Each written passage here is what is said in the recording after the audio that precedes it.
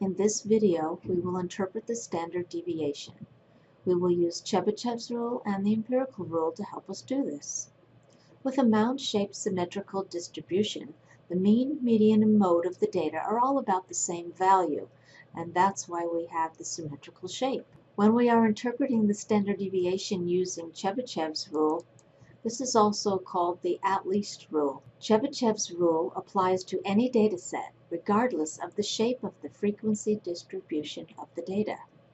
It is possible that very few of the measurements will actually fall into one standard deviation of the mean. So we say it is the at-least rule because at least 75% of the measurements should fall within 2 standard deviations of the mean. And at least 88.89% of the measurements will fall within about 3 standard deviations of the mean. Beyond 3 standard deviations, we have Chebyshev's inequality, which is 1 minus 1 over k squared of the measurements will fall within k standard deviations of the mean. So the letter k represents your z-score. If you're talking about 2 standard deviations within the mean, you could substitute 2 for the letter k. Now this is very useful when your z-score is not an integer, like 2, -2, 3, or -3. If you have a z-score of 1.5, you can simply substitute 1.5 for k into Chebyshev's inequality. And that will help you to determine what percentage of the data falls within that z-score from the mean. Our other rule is the empirical rule. The empirical rule is a rule of thumb that applies to a data set with frequency distributions that are mound-shaped and symmetrical. Here's an example of the mound-shaped symmetrical distribution curve. And I've also included what percent of the data falls within each of the standard deviations from the mean. So you can see that approximately 68% of the measurements fall within 1 standard deviation of the mean. So to fall within, that means you are considering to the left of the mean as well as to the right of the mean. So 34 and 34, that is about 68% of the data falls within 1 standard deviation, according to the empirical rule. So if we expand this to 2 standard deviations, approximately 95% of the measurements will fall within 2 standard deviations of the mean. So looking at our distribution curve, it's about 13 plus 34 plus 34 plus 13 and those decimals associated. So that would be about 95% of our data. And finally, within 3 standard deviations on each side of the mean, we have about 99.7%, that's almost all of the measurements, falling within 3 standard deviations of the mean. So the relation between range and standard deviation, we can discuss that next. The standard deviation should not be much larger than 1/4 of the range. The larger the data set, the greater the tendency for very large or very small measurements. These are the extreme values to appear. When they do, the range may exceed 6 standard deviations. So we have 2 different approximations for the standard deviation. When we take the range and divide by 6, that represents 3 standard deviations to the left and 3 standard deviations to the right of the mean. That makes a total of 6. So that gives us an approximation of the standard deviation within 3 standard deviations of x bar. That would be the mean for a sample. When we take the range and divide by 4, that represents 2 standard deviations to the left of the mean as well as 2 standard deviations to the right. That makes 4 total deviations. So that will approximate the standard deviation within 2 standard deviations of x bar, which is our sample mean. In our first example, we have an environmental study in Death Valley. How hot does it get in Death Valley? The following data are taken from a study conducted by the National Park System, of which Death Valley is a unit. The ground temperatures in degrees Fahrenheit were taken from May to November in the vicinity of Furnace Creek. So we have a table of values to use.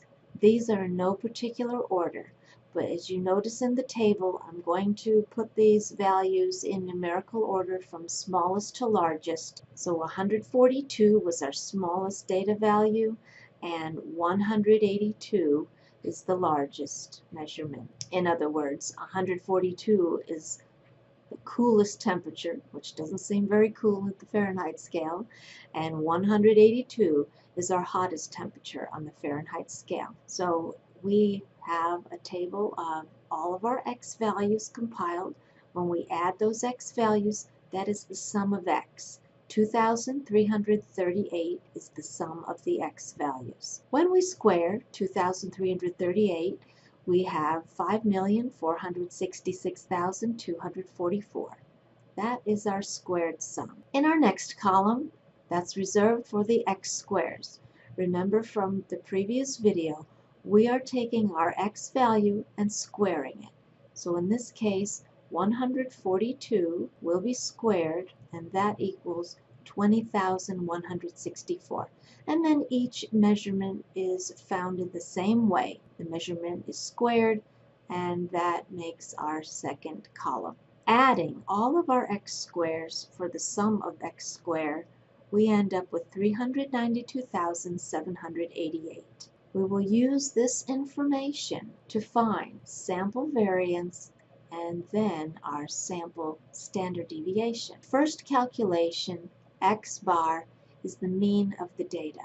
Well, since we already have the sum of our data, we simply need to divide by the number of measurements, which is 14. So when we make this calculation, 168 is the mean for our data set. Our next calculation is the sample variance. So we're beginning with our sum of x squared values, subtracting the squared sum of our x's divided by n, which is 14, and all of that is divided by our n minus 1, which becomes 13. So this fraction becomes 390,446 when we divide. The numerator of our fraction results with 2,342 divided by 13, and you can see that goes on for a non-terminating decimal, so we'll make the approximation of 180.2 for our sample variance. Once we have the variance, we can take the square root of that value, and you notice I went back to using the decimal value to have a more accurate answer in the end, and our standard deviation is 13.4. The next thing we want to do is to count the number of measurements in each interval, that is, in each standard deviation from the mean.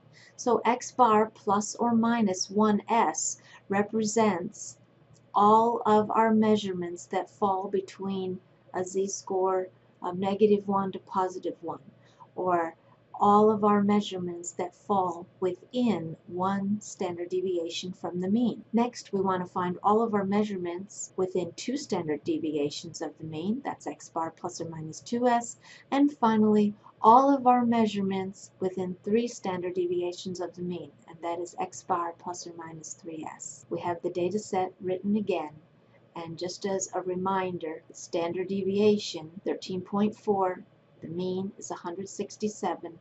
So to be within 1 standard deviation of the mean, below the mean I am subtracting the standard deviation.